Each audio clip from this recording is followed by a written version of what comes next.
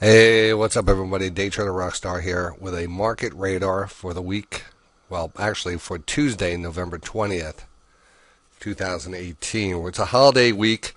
The market just got over Monday, and I wanted to just touch base with everyone because basically today I was sitting on my hands. The market got a great sell-off. It was down about 400 points on the Dow. The S&P down 45. Damage was done. So I want to get this video out to kind of go over the markets, take a look at where we stand, what's the next level support, areas of resistance, and just kind of map out the rest of the week. It is a holiday week, so that's even you have to understand that too. I don't have my stats in front of me on holiday, but I could find them. You know what? Hold on a second. I want to pause this. So I did some fast research. I got up the charts here, all years. Monday, today we were actually down, and Thanksgiving week typically is down. It looks like all years. Tuesday is looks like a 0.10% move. Wednesday a 0.28% move up, and a 0.33% move on Friday. Percent time up 45. 59. These are going throughout the 1945 to 2017 entire week. On a day-to-day basis for both all years since World War II and any years where the S&P was up less than 5% heading into Thanksgiving week, Monday has been the worst trading day, as it is the only day of the week with negative average returns and positive returns less than half the time. And that proved true today. I mean, that sure did prove true today as a Monday started off. We'll add to that stat, respectively. Additionally, in those years where the S&P 5 was year-to-date but up less than 5%, Tuesday and Fridays have been even stronger with the average gains of 0.26% and 3.5%, respectively. So looking for a good Tuesday and Friday. As we move past Thanksgiving, though, seasonal trends for the market based on the year's performance so far improve. In those years where the S&P was up less than 5% year to date heading into Thanksgiving week, which I believe we are, the average gains the week after Thanksgiving was almost 0.5% with positive returns 55% of the time for the remainder of the year. Average returns are even stronger, 2.83%. Not bad for a period for just over 5 weeks. I could go into this. You could do some when it comes down to, there's some charts and stuff. So I want to just jump back over here, get back to the market radar. But just understand there is a holiday session this week, and we'll see what happens tomorrow. It just feels like there's a lot of weight in the market.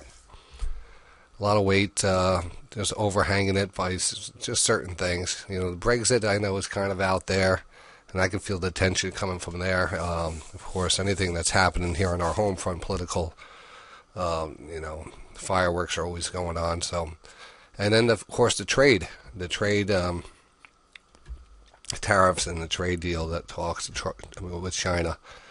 G20 is coming up also, and maybe Trump wants to make a big announcement at the G20.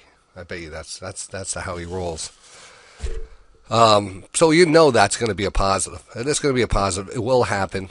I mean, this is not it will happen for the good of both countries. So that's something to kind of just put out there. But the question I have is, this kind of, positive comments, markets spikes up, then we sell off we keep on selling into the pops. When the real news comes out, because this is kind of a news thing, they sent something in, everything looked positive, we're getting closer, we're talking every day, market jumps up 20 points. Slowly retreats, head lower. So we're getting all these rumors heading up. Something's maybe going to happen, and just, with the market not holding or not accepting that or moving up in front of that, I'm just skeptical of the whole, when this news does get released, are we going to be able to, is there going to be any big follow through? Is this at all clear? Are we going to sell the gap up, which I think I'm going to be considering. I'm definitely going to consider if we do have any positive news that moves the market that we're waiting for coming out of China. I am expecting, we're going to have a nice day. Dow's going to be up 500, 600, maybe even more. I'm kind of pulling away from my 1,000-point day on the Dow. I just don't think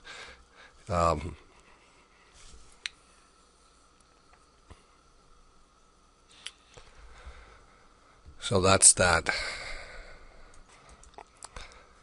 So not taking Thanksgiving into consideration, the weight of the market, the feel of the weight, the kind of that selling the rallies type of feel to the market. You're starting to feel that build. So I would actually consider that a good possibility again tomorrow, unless there was some real positive news. But I think we could actually head down a little bit lower, maybe overnight, whatever. But I think we're going to go down a little bit lower, maybe even test those recent lows, which we're going to look at right now.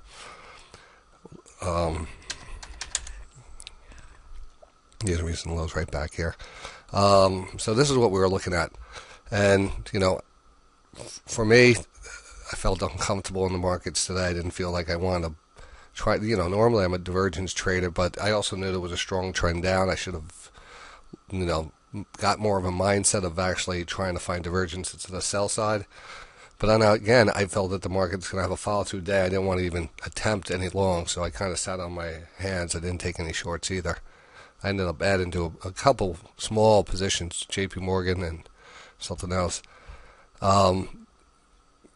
So this is where we left off here. Now we have the daily. Daily's oversold. It doesn't look like we're turning back down here. And if we did, and we just didn't follow through and didn't push back up, there is an argument for a double bottom, kind of a double candle divergence there. This actually holds that double bottom. Even if it goes down lower, and we have a low and a lower low, and this holds above that 20 line, I would start to look at that. Now these divergences in the ES on a daily, when they come around, they leave a big mark and they rally. So there could be something setting up here, technically speaking. And it would be great if that was just how the markets move. But we also have other events hanging out. You don't know what tax selling here, end of the year tax selling is going to do, because you have to consider the people.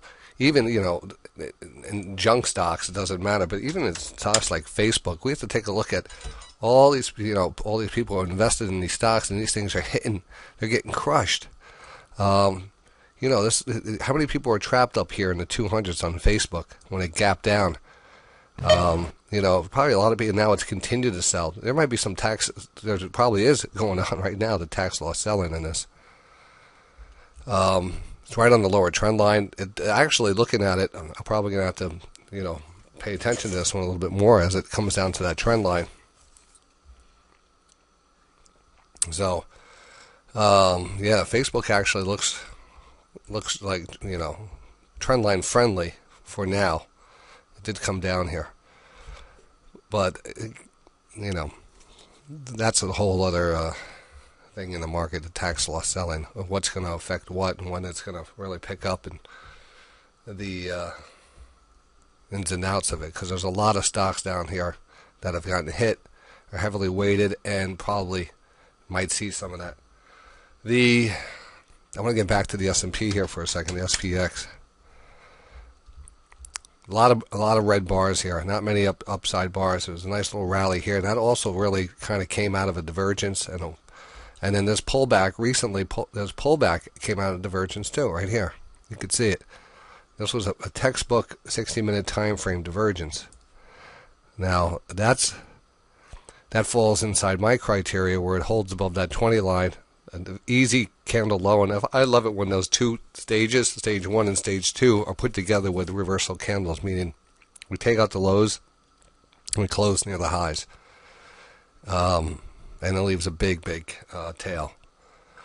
And then we had a nice bounce and kind of ran out of steam, rotated right back down. So this is on the hourly. Well, actually, on the hourly, because this pattern worked out well. There's another pattern I sometimes use. It's called the channel breakout stochastic rotation. And again, I always keep that in mind, that when we do have a channel breakout, lots of times we'll come back, retest that channel, and move higher because it's really a change of trend. But in this case, there's something, I think, a little bit more underlying in the market that's not making it a sound market right now. Geronimo texted me. Hey, Geronimo, big shout out there. Song for the show, Bad Touch, by the Bloodhounds, when you need a break. Yeah. So we're going to get into a little show, but let me finish the market radar here. Just kind of Like I said, I feel like we could sell the any early pops tomorrow. We could continue to sell off, get closer to the afternoon, and then we'll see what the tone is, what's affecting the market out there. Maybe we might have a bounce tomorrow, early bounce. But again, I'd be, and another thing, just kind of a tip from me, a couple times sometimes it's not the best time to trade when you go on vacation or around the holidays. And the reason is you mess up, you do something bad, just kind of puts a damper on everything. It puts a damper on your vacation, puts a damper on the holidays. You still have to, it's a busy time, it's a stressful time with presents and kids and stuff. So that's one of the things I'm trying to remember. My past, I was like, God, I hated that, because if I had a bad week before Christmas, it was awful,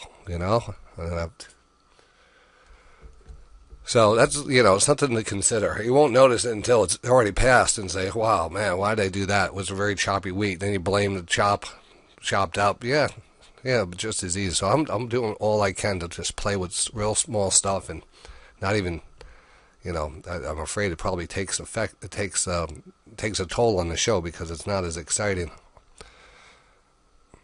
All right, so that's the S&P going into the hourly, the 15-minute. Nothing. The 5-minute. The one thing I want to show you, I want to go out on the ES here, and not worrying about where this market goes. If we come down a little bit further, there's a better candle line up here. Do we take out the lows? It doesn't matter. I mean, that's kind of a guessing game right now. But what does matter is the 5-minute time frame. If you're trading during the day, 60-minute time frame. And you could get a good position. You could trade the SPY calls. You could trade the futures, the S&P futures, Nasdaq futures, Dow futures, any of the combination ETFs and stuff off of the signals that are on the short-term time frame. Now this was a perfect divergence at the end of the day, and I have to step up on this one because I always use the excuse, especially coming to the end of the day, that there's more trade.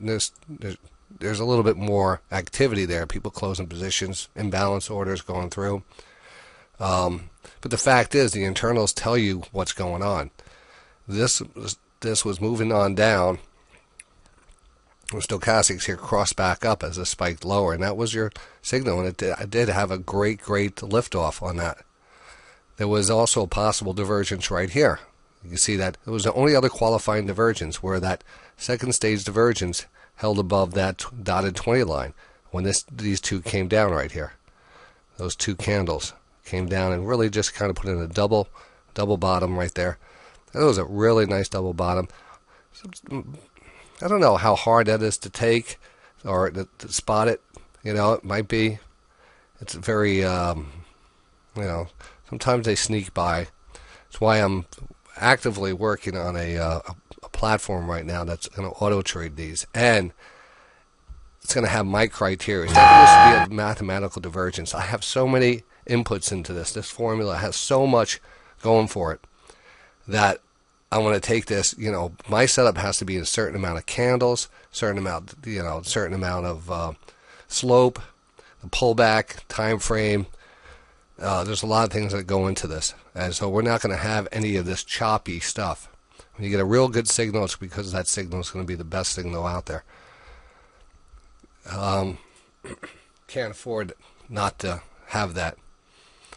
Here's another great divergence. Now the market is full sell mode here. There's a decent visual divergence here, but it doesn't fall into my criteria because I have to draw that line at the 20. Now, if I moved it down to 15, it probably would have made it. But it is what it is. All right. So technically, maybe I would not get a signal on that, but that was a visual divergence. So it's up to you. I throw that into your court when you want to determine if you want to take a divergence like that, which I think is fine. You're on a lower channel line. You know that a divergence breaks you out of the channel, and that was just a perfect setup there.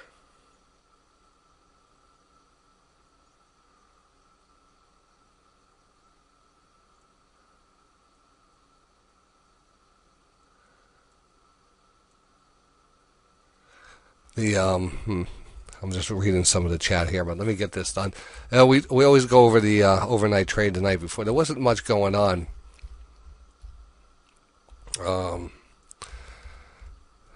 But this, during the day here, that was pretty nice. We actually are looking at some things. We kind of double bottom. There was actually some 5-minute time frame setups also in the market. This was, again, right at the end of the day was key. Now this is where we are right now. So we're heading into tomorrow, the overnight trade. Anything that breaking news, I don't, the British Prime Minister, she gets booted from office, or anything out there, geopolitical. This market could continue to sell off. It's a gamble holding these things overnight right now, unless you're watching it and watching for the setup. And we're not going to miss any of those. There was actually kind of a 60-10 setup right there, which is probably showing up on the 5. All right, so that's it on that. Let me get this out, and then I have a great video. The next video I'm going to do, I want to show you what I call mid-pattern divergence signal, and this is strongest signal out there for me. I'm just going to check around here.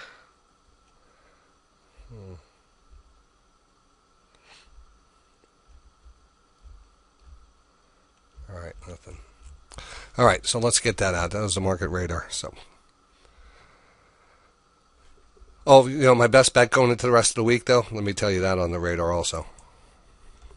But I wanted to split these two things up here. There's the JP Morgan.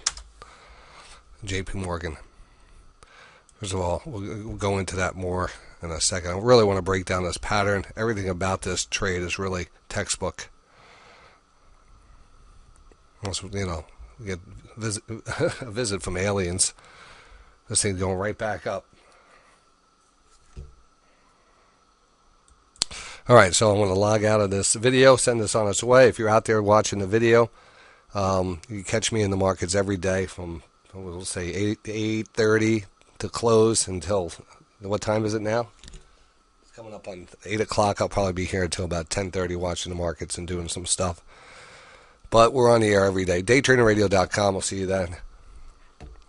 See you in the markets.